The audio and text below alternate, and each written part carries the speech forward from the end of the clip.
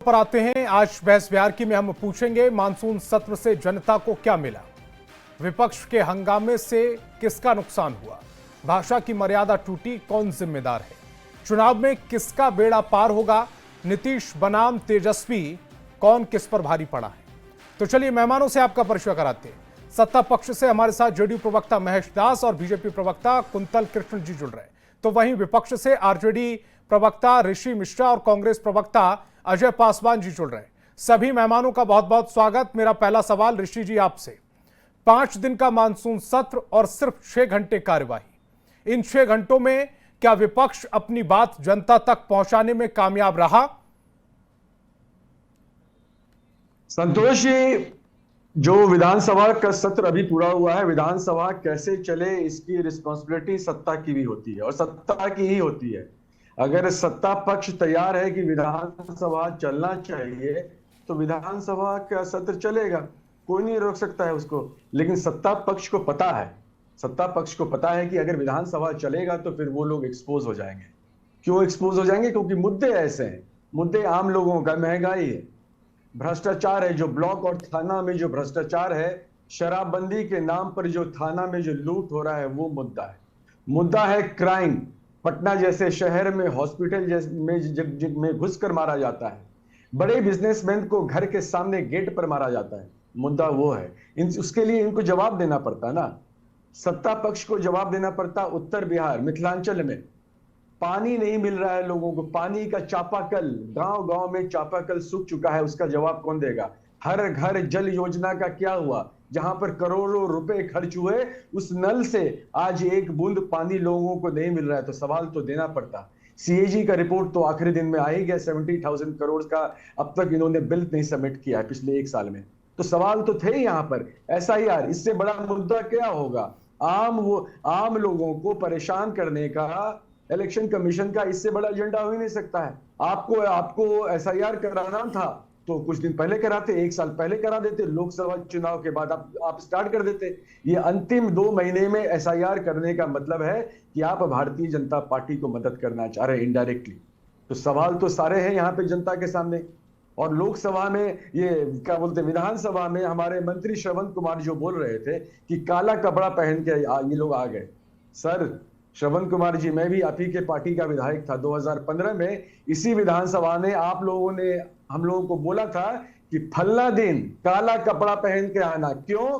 क्योंकि मोदी जी जो काला धन लाने की बात कर रहे थे, अब तक काला धन नहीं आया, इसलिए आप लोगों को काला कपड़ा पहन के आना है।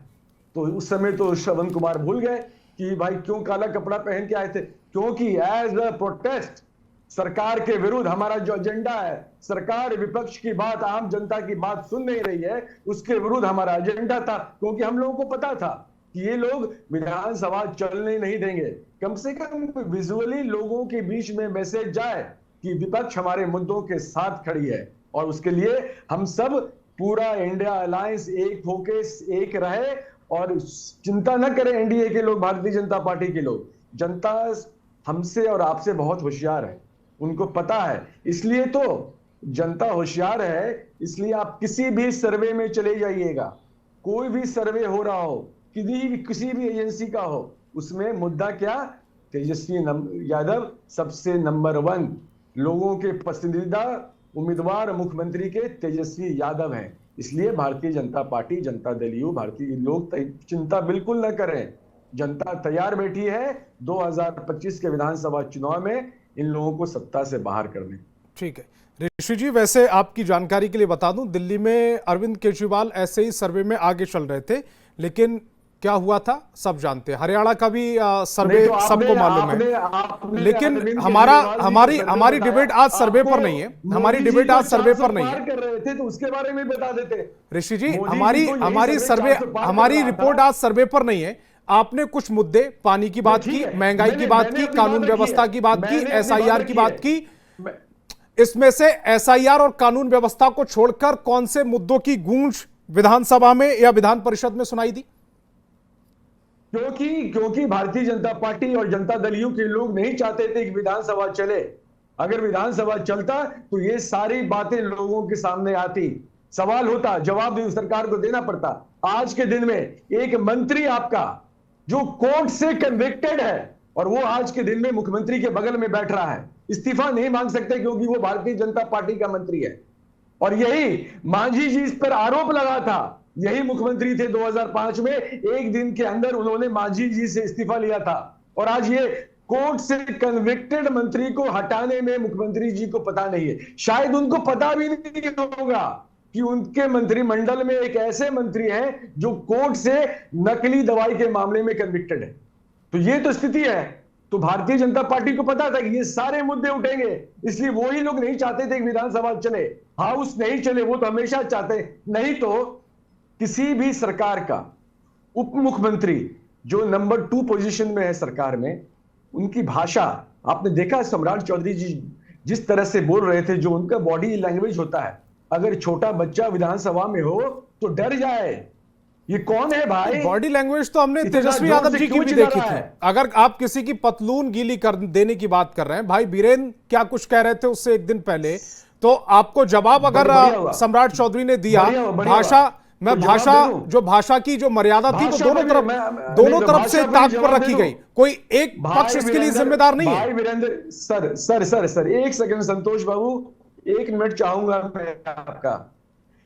राजा जैसा होता है ना, लोग उसी को फॉलो करने लगते हैं। ये बाप मां तुम तराक, यही माननीय मुख्यमंत्री जी ने इस विधानसभा में शुरू करी है। मांझी जी के साथ इन्होंने क्या बर्ताव किया था आप लोगों के सामने है। राबड़ी देवी जो एक महिला है, बेचारी एक महिला है, सीधी सादी महिला है, उनके सामने यही माननीय मुख्यमंत्री किस तरह से बात करते हैं, सबके सामने ऑन रिकॉर्ड है। और जो भाई वीरेंद्र जी की जब आप बात कर रहे थे ना संतोष जी, तो हमारे नेता तेजस्वी यादव जी ने कहा कि पिछले 5 वर्षों में अगर हम लोगों से कुछ गलती हुई होगी तो हम खेत प्रकट करते हैं। सत्ता पक्ष से किसी ने नहीं कहा है। और उसके तुरंत बाद क्या हुआ? और नहीं, आप सुन लीजिए सर, सुन लीजिए। हमारे नेता जब बोल रहे थे तेजस्वी यादव, उसमें आ रहा हूं कुंतल जी, इसी के बाद आपके पास आ रहा हूं। सम्राट जब हमारे नेता तेजस्वी यादव भाषण दे रहे थे, वो तो भाई मुद्दों की बात कर रहे थे। अचानक deputy CM number 2 in the ministry खड़े हो जाते हैं और कहां जाते हैं, तुम्हारा बाप चोर है, तुम्हारा बाप ये है। मुद्दे पे बात नहीं कर रहे। जो सवाल भाई तेजस्वी यादव ने उठाए थे उसका कोई जवाब नहीं दे रहे हैं, सीधा पहुंच रहे हैं बाप पे, क्योंकि वो देख रहे हैं ना माननीय मुख्यमंत्री जी भी तो वहीं पहुंचते हैं। उसके बाद जो उनके बाकी विधायक थे वो लोग एग्रेसिव हुए और उन्होंने तेजस्वी यादव जी के खिलाफ अपशब्द कहा। उसके बाद तेजस्वी यादव जी ने कहा पहले ज्यादा मत कूदिए। ठीक है ऋषि जी, उससे पहले पतलून गीली वाली बात भी हो गई थी और एक का डिप्टी सीएम जैसे ओहदे पर बैठे हुए शख्स के मौजूद था सर, उस शख्स की हाइट पर भी आपने मजाक बना लिया था। मैं वहां पे मौजूद था सर। ठीक है कुंतल जी, वहां पे था, मौजूद था। कुंतल जी, मर्यादा तो दोनों तरफ से लागी गई, आपकी तरफ से भी लागी गई, विपक्ष की तरफ से लागी गई, लेकिन जो विधानसभा और विधान परिषद दोनों मिलाकर 6 घंटे सिर्फ कार्रवाई 5 दिन में। देखिए संतोष जी, पहले तो मैं निवेदन करूंगा कि ऋषि जी अभी सदन के अंदर जो राजद है उससे इतर बात करें और बात हो। बहस में हम लोग बैठे हैं, बहस करें। अब क्या है मैं बताता हूं आपको। आप जो बातें कह रहे हैं ऋषि जी, अगर राष्ट्रीय जनता दल इन्हीं मुद्दों को सदन में उठाती तो इस प्रदेश की जनता को भी खुशी होती और हमें भी खुशी होती, क्योंकि विपक्ष होता ही है उन मुद्दों को उठाने के लिए जो उसे लगता है कि जनता के पक्ष में है और जो सरकार नहीं कर पा रही है। और कष्ट इस बात का है कि आपने 5 दिन का ये सदन अंतिम था, ये इस पूरे टेन्योर का, ये विधानसभा का सत्र अंतिम सत्र था जी इस पूरे टेन्योर का, और उसमें आपने सिर्फ और सिर्फ उस पूरे सत्र को नहीं चलने दिया, इसलिए कि आपके वोट बैंक की पॉलिटिक्स में एसआईआर नाम की एक चीज घुस गई है। और एसआईआर जिसका कि अभी तक कहीं आप लोगों को कुछ अता पता नहीं है। 1 तारीख से जिसकी लिस्ट पब्लिश हुए जानी है और 30 दिन का समय दिया जा रहा है कि साहब आप 30 दिन में अपनी दावा आपत्ति दे देंगे। इलेक्शन कमीशन नाम की एक कॉन्स्टिट्यूशनल एजेंसी जिसे करा रही है, उसके चक्कर में आपने बिहार की जनता के साथ धोखा कर दिया, पहली बात। दूसरी बात, सदन के प्रोटोकॉल में ऋषि जी आप तो खुद वहां सदस्य रहे हुए हैं, माननीय मुख्यमंत्री के बाद सरकार में सबसे महत्वपूर्ण पद होता है नेता प्रतिपक्ष का। और बिहार के नेता प्रतिपक्ष जिस तरीके से बिहेव कर रहे थे इस पूरे दरमियान में, मुझे तो लग रहा था कि आप वही आरजेडी है जो 2005 को थी। मुझे ही नहीं, बिहार की हर एक जनता को यही लग रहा था। हमने जो बात सदन के बाहर कही, सदन के अंदर ये सब बातें और सदन की चर्चा में ये बातें नहीं आनी चाहिए, पर आपने तो उन बातों को बिल्कुल सत्य कर दिया। वही गुंडागर्दी, वही लंपटिज्म। क्या है भाई, नेता प्रतिपक्ष है, वो सामने खड़े सत्तारूढ़ दल के जो मुख्य सचेतक है उनको कह रहे हैं कि पतलून गीली हो जाएगी। नेता प्रतिपक्ष के पीछे खड़े एक भाई वीरेंद्र कहाँ के, ये तो मुझे मतलब किस तरीके के लोगों को आप लोग कैसी ट्रेनिंग देते हैं? सीनियर व्यक्ति हैं आप लोग, या तो उन्हें पोक करते हैं, कहते हैं कि वो ऐसी बात करें, या फिर आप लोगों के संस्कार में यही है। और ऋषि जी, अगर हमें सदन मजबूती और अगर हमें सदन उस तरीके से चलाना होता जिस तरीके से आप चाह रहे हैं ना, तो पूरे विपक्ष को बाहर फिकवा के भी सदन चलवाया जाता है, पर ऐसा हम करना नहीं चाहते थे, क्योंकि हम लोग लोकतांत्रिक तरीके से सदन चलाना चाहते हैं। आपने क्या किया? सदन के नेता मुख्यमंत्री जी को आपने सदन में जाने से रोक दिया, गेट पे रोका आपने। आप सदन के बाहर भी गुंडाई करने की कोशिश कर रहे थे और सदन के अंदर भी गुंडाई करने की कोशिश कर रहे थे। ठीक है। अगर ये मॉनसून सत्र धुला है, अगर सिर्फ 5 घंटे इस पे बात हुई है, तो इसके लिए जिम्मेदार सिर्फ और सिर्फ राष्ट्रीय जनता दल है। ठीक है, आपने कांग्रेस को इसमें सहूलियत दे दी, लेकिन अजय पासवान जी मेरे साथ हैं, मैं सवाल पूछने में कोई सहूलियत नहीं दूंगा सर। एसआईआर का मुद्दा विपक्ष की ओर से उठाया गया सदन में, लेकिन सर बहस होती है जिससे आपत्ति होती है। इलेक्शन कमीशन तो कोई सदन का पार्ट नहीं था, आपको सवाल पूछना था, आप सुप्रीम कोर्ट गए, सुप्रीम कोर्ट में 28 तारीख को सुनवाई है, 10 तारीख को सुनवाई हो चुकी है, 9 तारीख को आपने बिहार बंद बुला लिया था। उससे पहले एक बार फिर एसआईआर को लेकर आपने घमासान सदन के अंदर शुरू किया।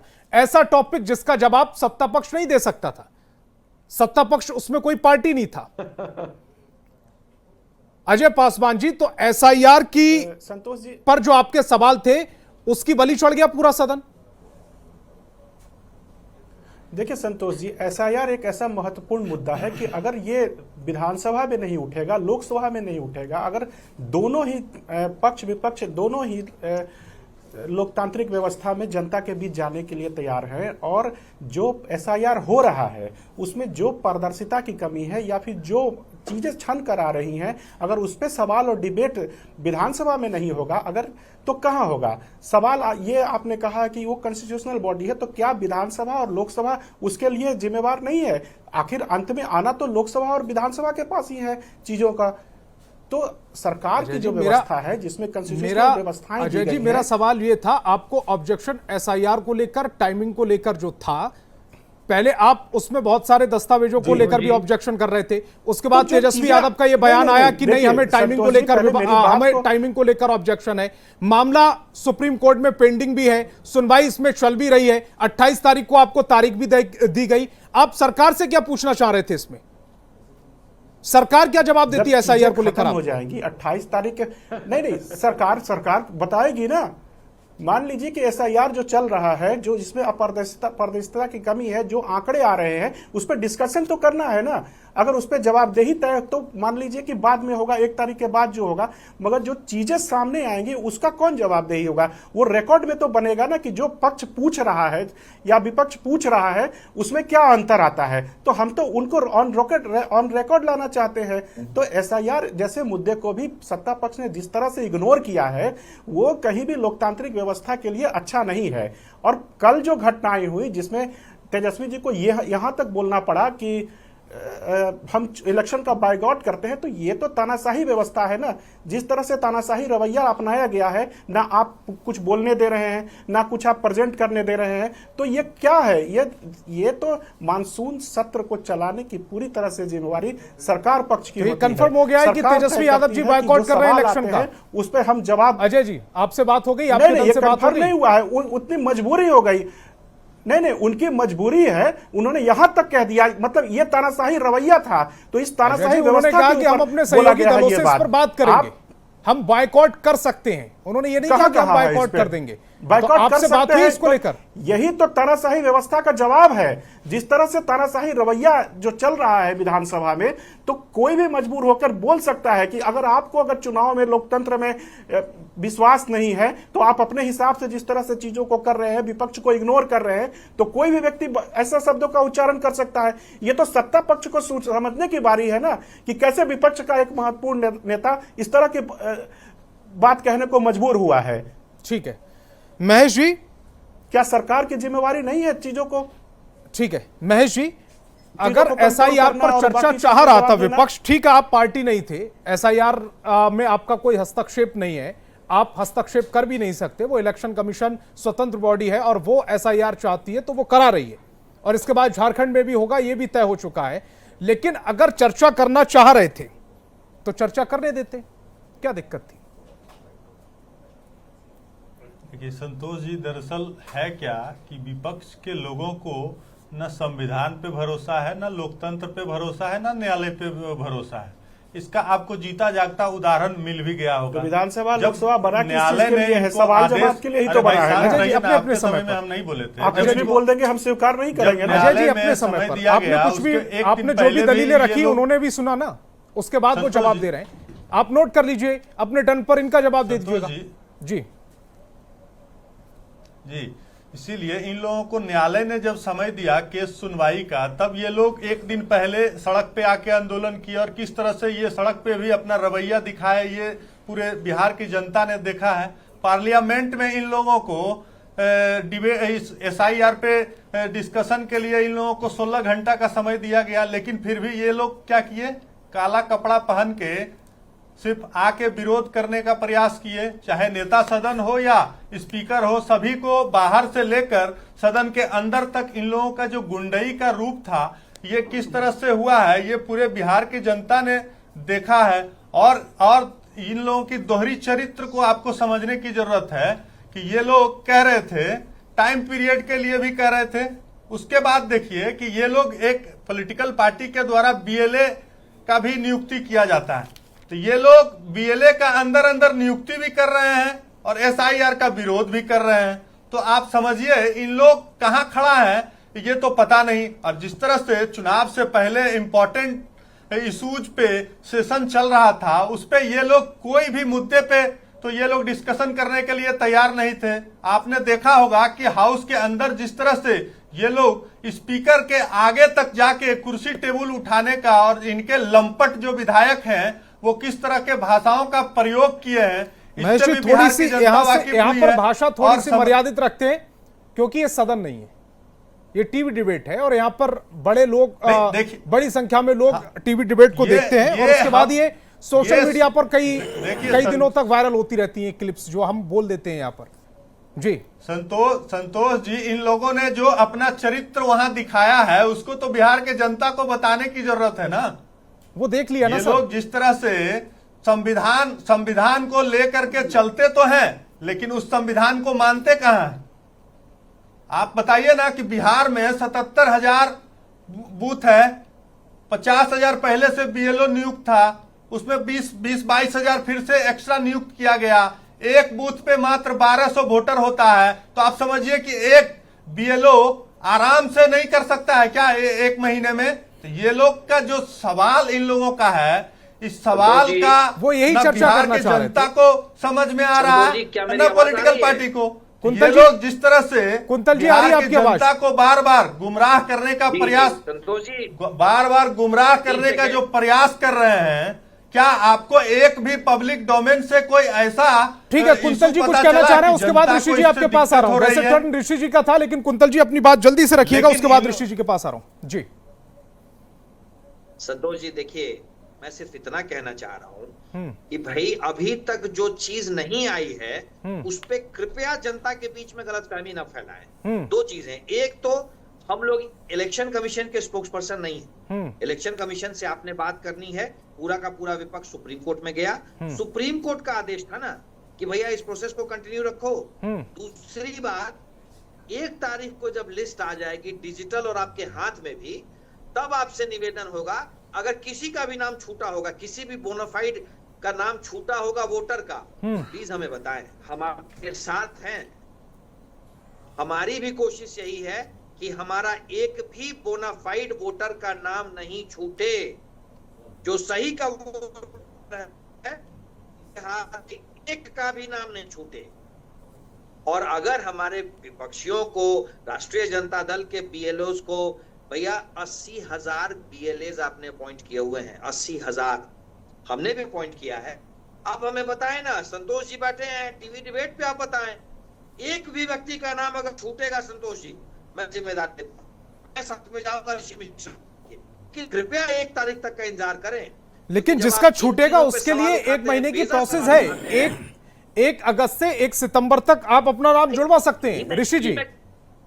तो फिर आपको संवैधानिक जो प्रक्रिया है उसमें विश्वास तो करना पड़ेगा। लेकिन जिस तरह के बयान मैंने सुने हैं और देखे हैं और मैं जो नोट करके लेकर आया हूं, उसमें तेजस्वी जी को ऐसा लग रहा है कि उनको विश्वास ही नहीं है। वही नहीं संतोष जी, 30 सेकंड और कृपया, 30 सेकंड जल्दी से संतोष जी। बिहार राष्ट्रीय जनता दल ने जो अभी माहौल और कांग्रेस कर दिया, सीधे वो संवैधानिक वैधता पे सवाल उठा रहे हैं। भैया राजनीति, संविधान को कमजोर मत करो। ठीक है ऋषि जी, अब जवाब दीजिएगा। कुंतल जी, आपकी आवाज अभी भी ब्रेक हो रही है। मैं अपनी टीम से दोबारा से अपील करूंगा कि जरा एक बार आपकी आवाज को दोबारा से चेक कर ले। तब तक ऋषि जी आप प्रतिक्रिया दीजिए जल्दी से। संतोष जी, मैं दूंगा प्रतिक्रिया, आप पे भी दूंगा। जो आपने पहले अपने सवाल में खड़ा किया था, जो आप सवाल कर रहे थे कांग्रेस के मित्र से कि इलेक्शन कमीशन का जवाब तो इलेक्शन कमीशन देगा ना, सरकार क्यों देगी? आपने पूछा था सवाल जी। यही तो हमारा सवाल है कि भाई हम इलेक्शन कमीशन से सवाल करना चाहते हैं और अपना प्रोटेस्ट हाउस के अंदर रखना चाहते हैं। सरकार के मंत्री इलेक्शन कमीशन के प्रवक्ता के रूप में ज्ञान दे रहे थे।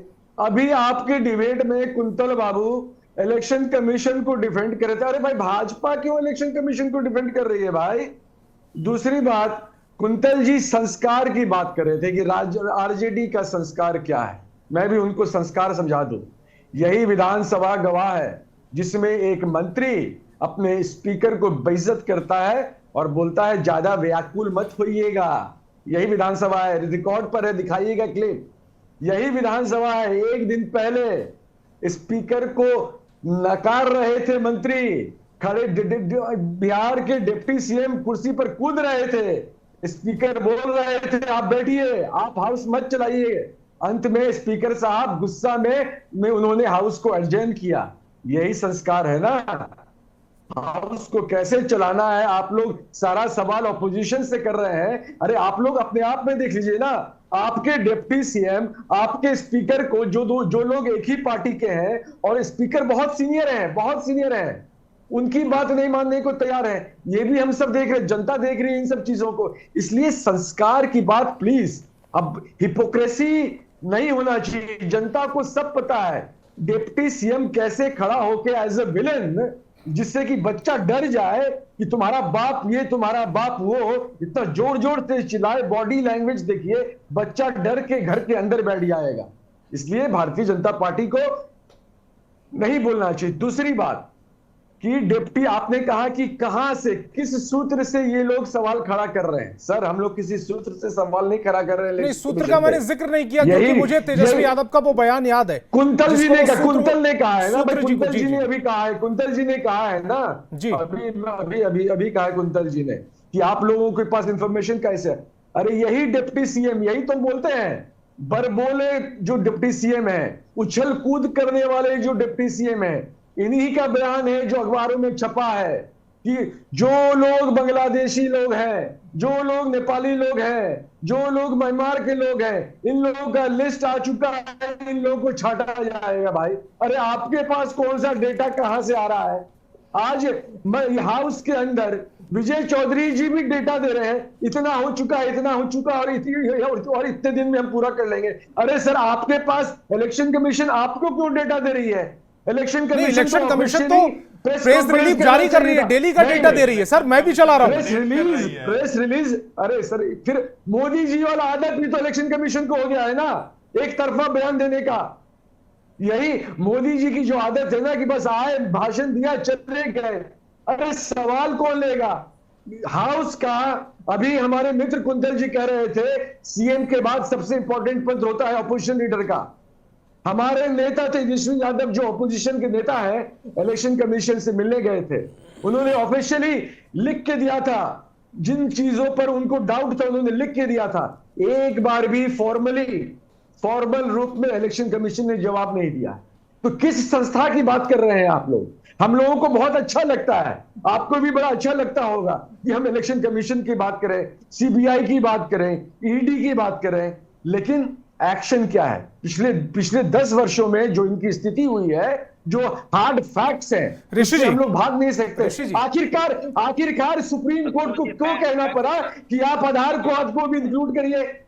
क्यों कहना पड़ा सुप्रीम कोर्ट? नहीं कहा ऐसा सर, उन्होंने ये कहा है कि अगर आप कर सकते हैं तो कर, अगर आप कर सकते हैं, उन्होंने ऑप्शन रखा है, ऑप्शन रखा है। क्यों कहा? तो फिर उसका जवाब इलेक्शन कमीशन सुप्रीम कोर्ट में कर जवाब दे देगी। दूं? ठीक है कुंतल जी, जल्दी से जवाब दीजिएगा, उसके बाद आ रहा हूं। ऐसा है संतोष जी। आप सुप्रीम कोर्ट के पास गए, सुप्रीम कोर्ट जो भी आदेश देगा हमारे सर आंखों पे है।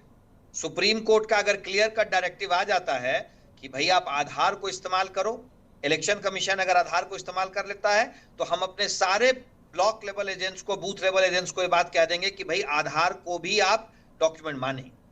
ये एसआईआर का प्रोसेस जो है ना, ये हमारे इलेक्टोरल रोल को साफ करने का प्रोसेस है। अगर इसमें कहीं कोई गलत आदमी घुसा हुआ है तो भाई मेरी तो समझ में नहीं आता है कि राष्ट्रीय जनता दल और कांग्रेस क्यों नहीं चाहती है कि हमारा इलेक्टोरल रोल साफ हो जाए। 1% मान लीजिए, 1 लाख लोगों का कुछ पता नहीं चल रहा है, वो 1 लाख लोग कौन है? एक भी अगर गलत व्यक्ति घुसा हुआ है तो क्या ये जरूरी नहीं है कि उसको निकाल के बाहर किया जाए? क्या दिक्कत है राष्ट्रीय जनता दल को इसमें? एसआईआर पे सवाल कहां है? एसआईआर पे तो फिर हमारा किस सवाल बात ही पे नहीं सवाल है। है? टाइमिंग फिर सवाल आप किस जो बात पे कर है? रहे हैं, अब यही एसआईआर आप लोकसभा के बाद कर सकते थे, उसमें क्या प्रॉब्लम है? 1 साल से आप क्या कर रहे थे? 1 साल से चुनाव आयोग क्या कर रहा था? अगर उसको एसआईआर ही करना था तो वो इंडिया करेगा। एक मिनट नहीं, ऋषि जी, अगर लोकसभा के तुरंत बाद एसआईआर होता तो आप सवाल नहीं पूछते? क्योंकि महाराष्ट्र में चुनाव थे, दिल्ली में चुनाव थे, हरियाणा में चुनाव थे, झारखंड में चुनाव थे, झारखंड में आप इस समय सरकार चला रहे हैं, तब आप सवाल नहीं करते? भाजपा को पूछने दीजिए ना, भाजपा के लोगों को पूछने दीजिए, प्लीज। नहीं सर, सवाल तो मैं भी पूछ सकता हूं। नहीं, सवाल तो फिर उनसे भी पूछिए। मेरा सवाल है, यही एसआईआर करना है तो सिर्फ बिहार में ही करना है क्या? नहीं सर, इसके बाद झारखंड में होगा। इलेक्शन कमीशन कह चुका है 6 राज्यों में होगा, इसी साल 6 राज्यों में होगा।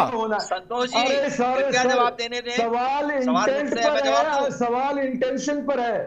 ठीक है कुंतल जी, जल्दी से जवाब दीजिएगा, उसके बाद आ रहा हूं अजय जी। कुंतल जी एक सेकंड कुंतल जी, हमारा सवाल इलेक्शन कमीशन के इंटेंशन और उसके इंटेंट पर है। आपको एसआईआर करना था, आप पूरे देश में करिए, कौन रोकता है? आपको बिल्कुल करना चाहिए, लेकिन जिस राज्य में चुनाव होने जा रहा है 2 महीने के बाद, आखिरकार क्या कारण है? 1 मिनट ऋषि जी, इसका मतलब कॉन्स्टिट्यूशनल बॉडी के इंटेंशन और इंटेंट पे आपको भरोसा नहीं है?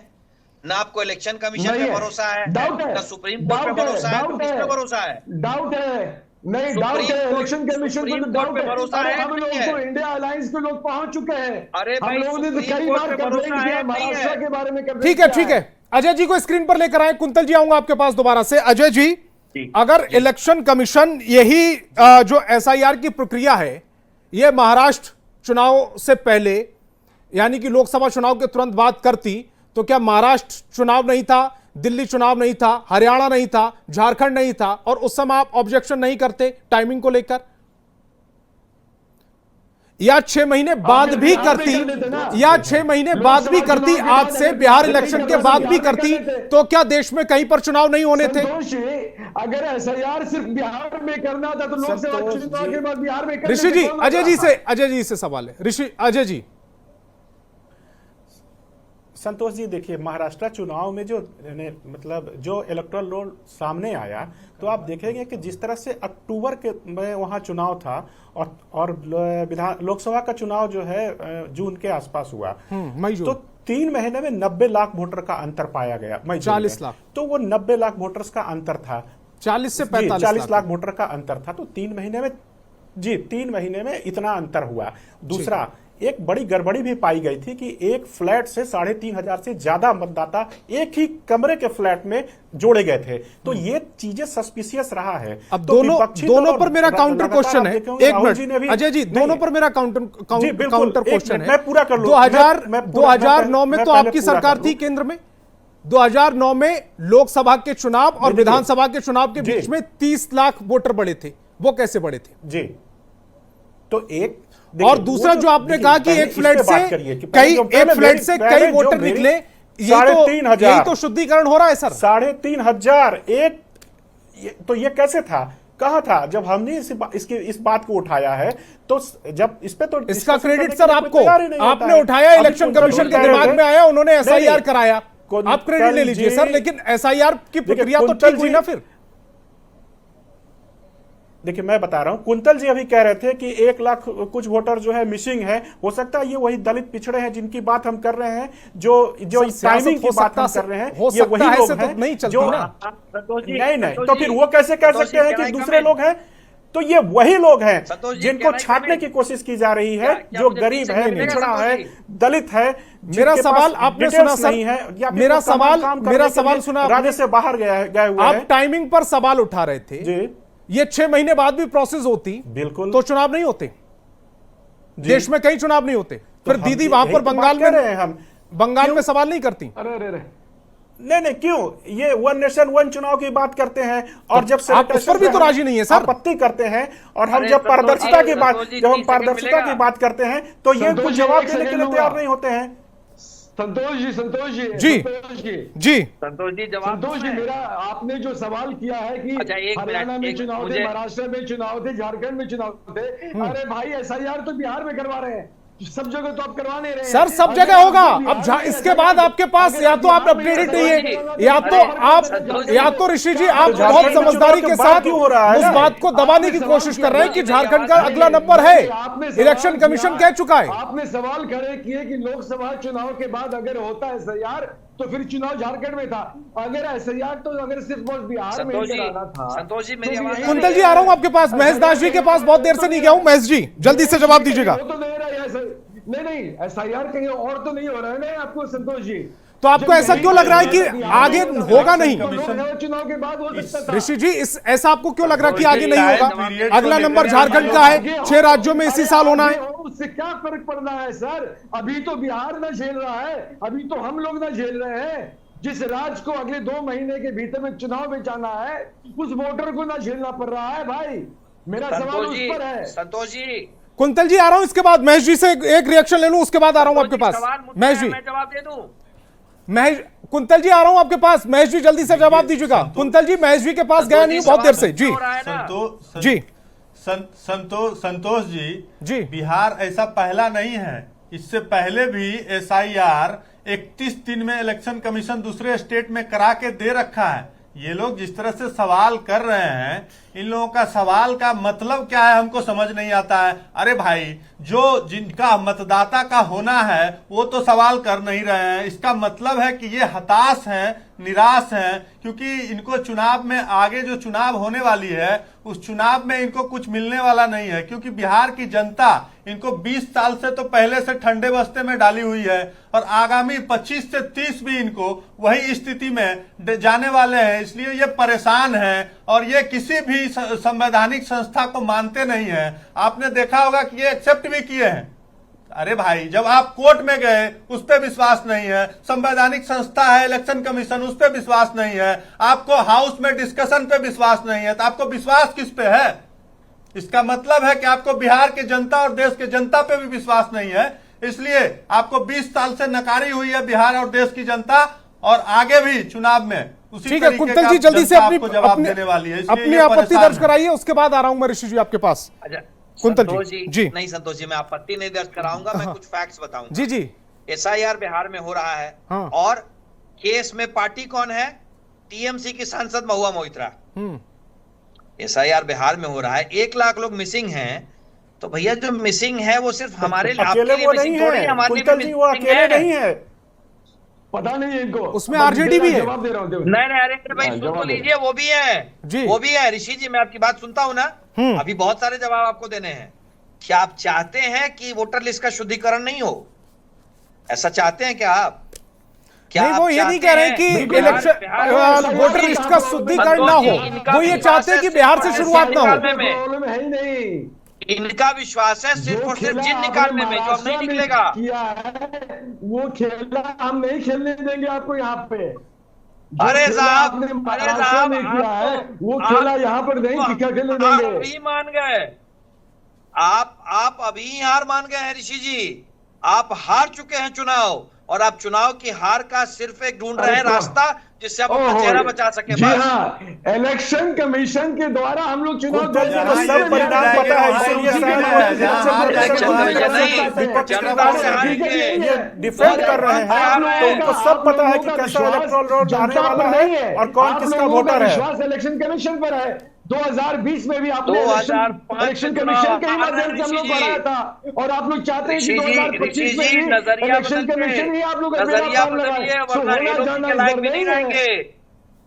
अरे होना जाना नहीं है ऋषि, नजरिया बदलिए, वरना नेता प्रतिपक्ष के लायक भी नहीं रहेंगे। 2020 में इलेक्शन बिहार कमीशन की ने बेड़ा जनता पार तो किया लोकसभा था। चुनाव में ही इन लोगों को सिग्नल दे 2020 में दिया। इलेक्शन कमीशन ने आप लोगों का बेड़ा पार किया था। ठीक है ऋषि जी, मेरा सवाल है, ऋषि जी मेरा सवाल है, तैयार है, जनता तैयार बैठी है, महेश जी, प्लीज। चिंता बिल्कुल ना करें। ऋषि जी मेरा सवाल है, एसआईआर की प्रक्रिया चल रही है और 1 अगस्त से 1 सितंबर तक ऑब्जेक्शन को लेकर भी गाइडलाइन आ चुकी है एसआईआर की तरफ से, और आप कह रहे हैं कि 2020 भी इलेक्शन कमीशन ने आपको हरवा दिया था, तो आगे अब आपका रुख क्या होगा, कदम क्या होगा? जो तेजस्वी यादव कह रहे हैं कि बायकॉट कर सकते हैं, वो बायकॉट करेंगे, इधर जा रहे हैं आप, या फिर चुनाव लड़ेंगे जनता के बीच में? 2020 में जनता के द्वारा इंडिया अलायंस को सरकार बनाने का मैंडेट था। इलेक्शन कमीशन के द्वारा एनडीए को वो मैंडेट दिया गया। सीधा सीधा हमारा आरोप है, फैक्ट्स के साथ है। अभी भी केस चल रहा है हाईकोर्ट में, उसका फैसला अब तक नहीं हुआ है। दूसरी बात, हम लोगों को 2025 के चुनाव में एक चीज समझ लीजिए, जो हमारा अलायंस है ना, इंडिया अलायंस, और हमारे नेता तेजस्वी यादव, राष्ट्रीय जनता दल, बहुत मजबूती के साथ हम लोग चुनाव में जा रहे हैं। अरे संतोष जी, कम से कम इस चीज को तो अप्रिशिएट करिए। मान लीजिए बाकी सब चीजों को छोड़ दीजिए, इस चीज को तो अप्रिशिएट करिए कि एक 35 साल का युवा बिहार की राजनीति को मुद्दों पर लड़ा रहा है। हर एक पार्टी को आज मुद्दे की बात की पर आना पड़ रहा है, मुद्दों की बातें हो रही है यहाँ पर, चाहे वो सरकारी नौकरी की बात हो, आप ये कह रहे हैं कि पेंशन, आप ये कह रहे हैं कि इससे पहले मुद्दों पर लड़ाई नहीं होती थी? लालू जी ने और उनके उसके बाद तमाम चुनाव जो लड़े हैं वो मुद्दों पर लड़ाई नहीं हुई थी। अरे पिछले 15 वर्षों में भारतीय जनता पार्टी धर्म के नाम पर यहाँ पे चुनाव लड़ना चाहती। भारतीय जनता पार्टी के पास और क्या एजेंडा ही क्या रह गया? तो आप जनता पर गंभीर आरोप लगा रहे हैं कि 15 साल से ये धर्म के नाम पर चुनाव जीतते रहे। संतोष जी एक सेकंड सर प्लीज, आप उनको तो इंटरप्रेट नहीं है, आपको उन्होंने तो इंटरप्ट नहीं करते, हमें क्या करने लगते हैं सर। आप भारतीय जनता पार्टी विश्व की सबसे बड़ी पार्टी क्लेम करती है अपने आप। हम तो भाई बहुत छोटी पार्टी, रीजनल पार्टी है, बिहार जैसे छोटे प्रदेश की छोटी सी पार्टी है। हम लोग तो अकेले भी चुनाव लड़ने की हिम्मत रखते हैं। भारतीय जनता पार्टी चाहे ना, समझ में आ जाएगा, दूध का दूध पानी का पानी हो जाएगा। इनके बस का नहीं है भाई, भारतीय जनता पार्टी के बस का नहीं है। ऋषि जी, आप जितनी भी बातें कह रहे हैं ना, उसमें एक सवाल पैदा हो जा रहा है। अब मैं सवाल पूछूंगा तो फिर आप कहेंगे कि आप मुझे इंटरप्ट कर रहे हैं। चिंता ना करें, भारतीय जनता पार्टी के लोग चिंता ना करें। इस बार जनता जो है भारतीय जनता पार्टी को कंधा देने को तैयार है, और इन लोगों का जो है। कुंतल जी जल्दी से रिएक्ट कीजिएगा, उसके बाद मैं भी आ रहा हूं, उसके बाद अजय जी आपका नंबर। कुंतल जी जल्दी से। अच्छा संतोष जी, अब ऋषि जी को क्या बताऊं, खुद सनातन धर्म से आते हैं। कंधा देने के लिए जितने लोगों की आवश्यकता है ना, उतने ही लोग संसद में आपके हैं ऋषि जी। आपकी पार्टी को इस बार सही में बिहार की जनता कंधा दे देने वाली है। हम लोग छोटी पार्टी है, तभी बिहार की जनता सबसे बड़ी पार्टी है, उसके बाद आपको अधीर नहीं होइए ऋषि की आवश्यकता पड़ती है। अरे ऋषि जी अधीर मत होइए, बात सुनिए, अधीर मत होइए। आप इस डिबेट में भी गुंडाई वाली बात ना करें। दूसरी बात, मैं आपको एक नीक सलाह दे देता हूं। आप अपने नेता को कहें कि नजरिया बदले। नजरिया बदले, संविधान और संवैधानिक संस्थाओं में विश्वास रखे, तभी जाकर के बिहार की जनता थोड़ा सा भी विश्वास कर पाएगी।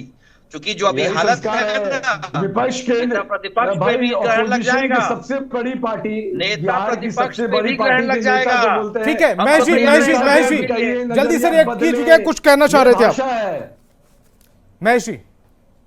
देखिए संतोष जी, ये लोग चुनाव से पहले जिस तरह से कह रहे हैं कि हम चुनाव का बहिष्कार करेंगे, इसका मतलब ये नहीं, है ऋषि जी ने क्लियर किया कि वो चुनाव लोकसभा का लड़ेंगे। चुनाव हुआ था, नहीं सुनिए ना, लोकसभा का जो चुनाव हुआ उसमें 174 सीट से अधिक पे एनडीए को लीड मिला था। तो सिग्नल तो साफ है, बिहार की जनता ने तो लोकसभा चुनाव में ही सिग्नल दे चुका है कि 2025 का रिजल्ट क्या होने वाला है। इसलिए ये लोग परेशान हैं और हताश हैं, इनको कुछ भी हाथ लगने वाला तो है नहीं। और ये कह रहे थे कि एक युवा जब माननीय मुख्यमंत्री जी ने प्रगति यात्रा शुरू किया तो 4 डिग्री से 40 डिग्री सेल्सियस तक उन्होंने डे 1 से शुरू किया और अंत किया। और इनके नेता जो कह रहे हैं कि युवा हैं, वो जनता दर्शन उसी समय शुरू किए थे।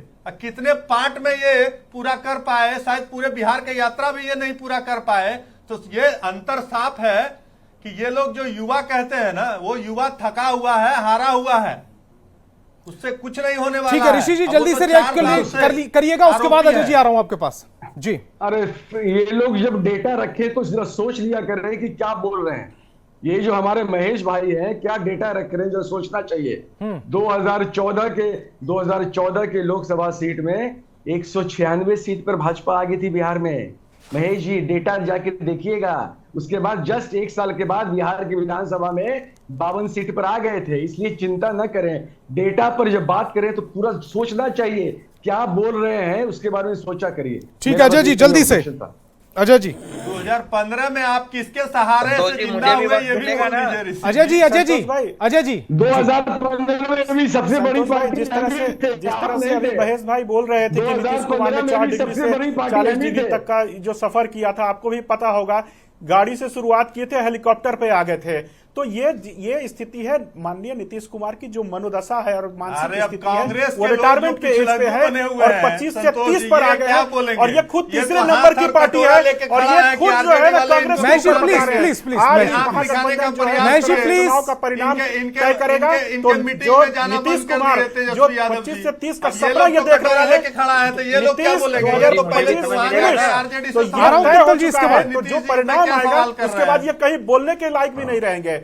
तो जो स्थिति बना के रखा है इन लोगों ने, इनको ना सदन में बोलने सुनना है और ना ही टीवी डिबेट में सुनना है। ठीक है कुंतल जी, समझ सकते हैं। कुंतल जी का समय शुरू हुआ। कुंतल जी, जनता के बीच रहेंगे तभी तो आपको समझ में आएगा ना। ऐसे ही बिहार की जनता आपको तो आप लोगों को थोड़े ना नकार दी। महेश जी प्लीज। अरे भाई सुनिए ना कुंतल जी, जी सुनिए। संतोष जी, मैं ऋषि भाई से और हमारे यहाँ अजय भाई दोनों बैठे हुए उन लोगों से एक सवाल पूछना चाहता हूँ कि भाई महागठबंधन में नेता का तो स्पष्ट है ना, चुनाव नेता तेजस्वी यादव ही है ना, कांग्रेस मान रही है नेता उनको? अमित शाह से नहीं बता दीजिए। अमित शाह जी से नहीं, अमित शाह जी से तो जो अमित शाह जी से नहीं हमारी पार्टी ने कुछ बोल रहे हैं, अमित शाह जी कुछ बोल रहे हैं तो आप अपने यहाँ पे तय करिए। नीतीश कुमार जो है क्या करेंगे? 12 दिन का नीतीश कुमार, 12 दिन का अमित शाह का यात्रा है, उसमें तय होगा कि ये कहाँ रहेंगे नीतीश कुमार। छोटा सा सवाल का जवाब होना चाहिए था ना। हमारे गठबंधन में तेजस्वी यादव सबको पता है। सही समय पर उसका सबको मिलकर आपके सामने नाम भी आ जाएगा। लेकिन अमित शाह से पूछ लीजिएगा अपने बारे में, जनता दल यू को जरा बता दीजिएगा। आप बता दें अजय जी, आपसे रिएक्शन है। अमित शाह जी से पूछ के बता दीजिएगा। अजय जी, कांग्रेस अभी तक घोषणा भी नहीं किया है। अजय जी आपसे पूछ रहे हैं तेजस्वी पर आप सहमत हैं कि कोऑर्डिनेशन कमेटी तेजस्वी यादव स्वीकार अरे है। बिल्कुल जो है महागठबंधन में एक मत है, एक सहमति है, जिस समय सरकार बनेगी मुख्यमंत्री का चेहरा आपको आपको ही पता अजय जी चलेगा। क्या बताएंगे? मगर ये इनके बताए ना, कृष्णा जनता दल जी, यू ये पूछिए, जनता दल यू का क्या अस्तित्व रहेगा बिहार हमारे चुनाव के बाद? नीतीश कुमार क्या है। जनता दल यू का अस्तित्व रहेगा बिहार में? क्या हमारे नीतीश कुमार उस लायक रहेंगे? हमारे जनता दल यू का हमारे जनता नेता पार्टी में विलय हो जाएगा। पहले ये अपने अस्तित्व कौन की करेगा? बात आप करो ना। अपने रीढ़ पे खड़े हैं कि नहीं कांग्रेस पे? बिल्कुल ये बता बिल्कुल देना भाई। बिल्कुल। आप जनता दल यू तो बताए ना कि ये तो ये बता दीजिए 42 कि आपका जो स्टेट 42 है। विधायकों वाली मुकेश पार्टी है, सहनी जी तो वो डिप्टी किसके सीएम रीढ़ पे बन खड़ा रहे है? हैं। वो किसके आप कदमों क्या पे चल बता रहा रहे हैं? है? ये बता क्या दीजिए ना। मुख्यमंत्री है इस लायक? पितवरा है। संतोष जी, जी अरे हम तो कह आप रहे हैं नीतीश बताइए कुमार। ना। बता रहे हैं नीतीश कुमार, आप बताए ना। इनके आपके यहाँ आका ही कौन नहीं है? कह रहे हैं तो अरे ये आप क्या क्या कहेंगे? अच्छा आप कह रहे हैं नीतीश कुमार, तो इनके- हमारे यहाँ तो डिसाइडेड है ना। कौन कह रहा है? जरा चिराग decided पासवान है? से अजय कौन जी, है? decide कौन है? कहाँ हुआ है? जीतन राम मांझी से अरे पूछिए भाई कि कौन आज है? आज बता तो दे। अजय जी, आज decide हो गया। आप यहाँ। चिराग पासवान कुंतल जी जी के बोले कहने से हैं। क्या होगा? जी जी संतोष ऋषि जी भाई, ऋषि जी को सुन लेते हैं। ऋषि जी को पूछिए, ऋषि जी को सुन लेते हैं। प्लीज प्लीज ऋषि जी जी कुंतल जी और महेश जी मुसलमान लोगों को क्या बिहार ऑफिशियल के बयान है जनता इनका? नहीं है एनडीए seriously। को पता है, एनडीए को पता है कि वो लोग 2025 के चुनाव में नॉन सीरियस प्लेयर्स हैं, इसलिए स्टूडियो में आके किसी का भी नाम ले लेंगे। हम लोगों को पता है कि हम लोग सीरियस तेजस्वी प्लेयर यादव जी हैं को और हम ही non-serious लोगों मान को लिया जनता बिहार का की आशीर्वाद जनता और मिलेगा। उनके गठबंधन सही के लोग समय। भी। तेजस्वी यादव सिटिंग हमारे मुख्यमंत्री नेता हैं हैं, नीतीश सबको कुमार। पता है। सही फॉर्मली अरे जो भाई, है हम लोग कांग्रेस- एक मंच पर कांग्रेस आके बनता है। सबको मिलकर अनाउंस कर देंगे। कहाँ परेशानी है? संतोष लेकिन जी, अमित शाह जी संतोष से जी, कांग्रेस से हामी भरवाइए डिसिप्लिनरी पहले। एक्शन हो जाएगा। कुंतल जी ठीक है, कुंतल जी, आप पर आखिरी एक्शन कमेंट होगा, आपका जल्दी से। अरे भाई, कांग्रेस से हामी भरवाइए। हमारे नेता नीतीश कुमार है, आप बताएं आपके नेता कौन है? ठीक है महेश जी, जल्दी से आखिरी कमेंट आपका। करेगा और नो डाउट इसमें नो डाउट महागठबंधन का सबसे बड़ा चेहरा तेजस्वी यादव है। 2025 फिर से नीतीश नहीं, और नेता विपक्ष फिनिश। सबसे बड़ा चेहरा नहीं, नेता सबसे बड़ा चेहरा नहीं चाहिए हमें, नेता। नीतीश नेता फिनिश बोल तो रहे हैं ये। आपका नेता कौन है ये बताएं।